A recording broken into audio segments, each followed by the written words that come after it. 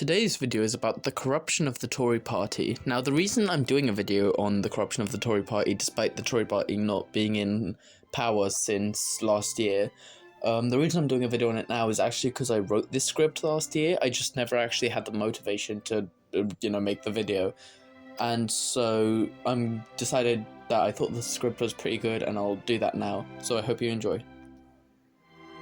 Concerns of corruption at all-time high as UK falls to its lower ever score on Global Corruption Perception Index. This quote comes from Transparency International, released on January 30th, 2024 after the UK's corruption score dropped to its lowest level ever. In 2021, we scored 78 out of 100 on the Global Corruption Perception Index. By 2023, that score had fallen to 71. Now 71 is still pretty good. But the thing about corruption is that it's not always visible. A lot of the time, it's about influence, access, and bending the rules in ways most people never even see. A poll conducted by Omnisys in January of 2023 found that 65% of voters agreed with the statement that Rishi Sunak's party is institutionally corrupt. Only 18% disagreed. 72% agreed that senior members of the Conservative Party are, quote-unquote, more interested in personal gain than serving the public, with only 16% disagreeing. Of course, public opinion isn't everything, so let's look at some actual examples.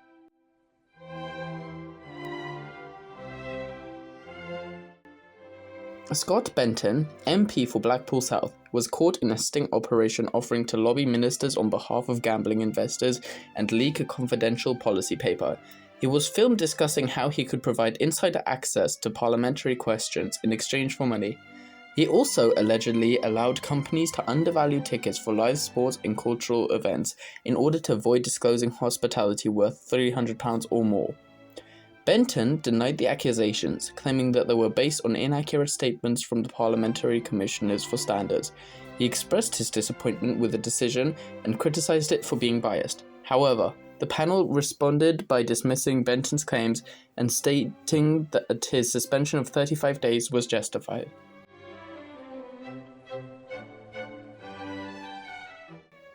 Robert Jenrick, then Housing Secretary, intervened to approve a £1 billion property development by media mogul Richard Desmond, just 2 weeks before the developer donated £12,000 to the Conservative Party. By rushing the approval, Jenrick allowed Desmond to avoid £45 million in community infrastructure charges, money that would have gone to the local council for schools, housing and public services. Supposed leaked messages between the two show Desmond repeatedly lobbying Jenrick. Here are the supposed texts between Richard and Robert.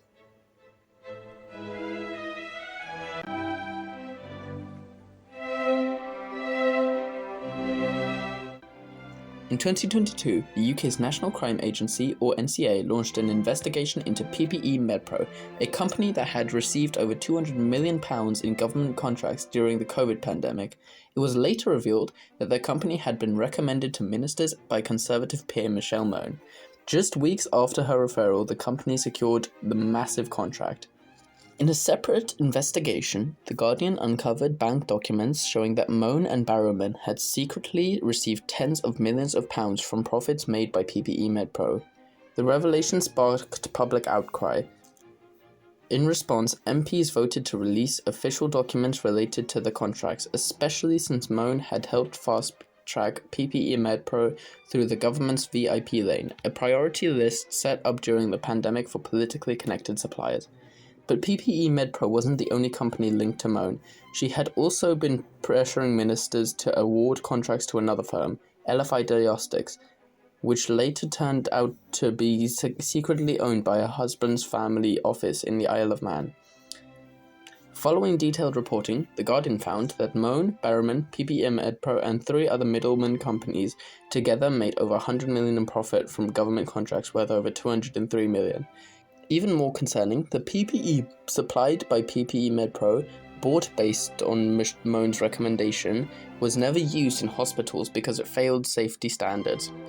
And this wasn't an isolated incident. Steve Detchen, another politically connected businessman, secured a £276 million government contract for hospital gowns and visors. However, fewer than 1 in 100 visors were actually ever used.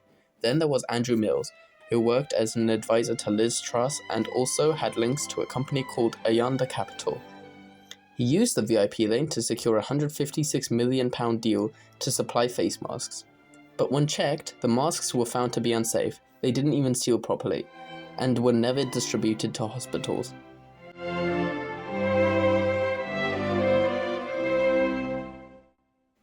Former MP Owen Paterson was found to have used his position to benefit two companies. The two companies were Randox, a healthcare firm, and Lynn's Country Food, a food manufacturer, and he was doing this while being paid by them as a consultant. In short, he was lobbying for money, something MPs are explicitly banned from doing. When found guilty, instead of accepting the punishment, the government tried to change the rules to protect him, triggering public backlash and his eventual resignation.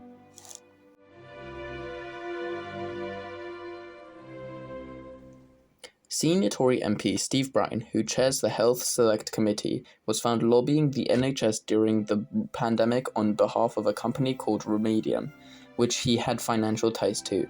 In leaked WhatsApp messages to Michelle Gove, he complained that the NHS wasn't responding fast enough to his requests. At the time, he was receiving £1,600 a month from the company. Despite this clear conflict of interest, Bryan remains in his role overseeing the health sector. This is the government that has been in power for 14 years. They created VIP lanes for their friends, they let ministers help donors avoid millions in tax, they gave contracts worth hundreds of millions to people who delivered unusable personal protective equipment. And in many cases, they faced no real consequences.